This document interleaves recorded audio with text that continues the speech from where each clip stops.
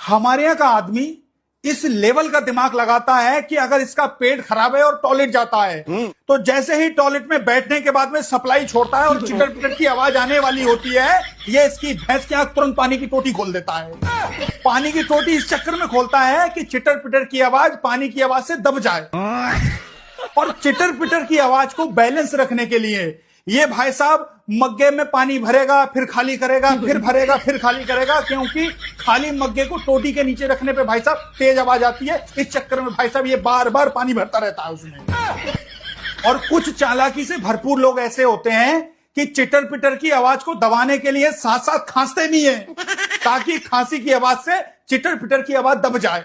लेकिन भाई साहब इन लोगों के साथ में कभी कभी उल्टा हो जाता है कि जोर लगा के ये खांसते हैं चिटर पिटर की आवाज के चक्कर में दबाने के लिए, लेकिन भाई साहब चिटर पिटर की आवाज ही तेज निकल जाती है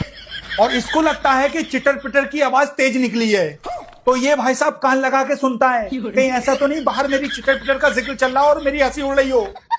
और अगर आवाज दूर तक जाती है तो ये इसकी भैंस की आंख अंदर बैठ के ये सोचता है कि अब मैं बाहर वालों को क्या मुंह दिखाऊंगा। तो ये जब कर करा के बाहर निकलता है टॉयलेट से तो ये इसकी भैंस की आंख नीचे नजरें करके ऐसे जाता है कि जैसे चार दीवारी में कोई बड़ा कांड करके आया हो।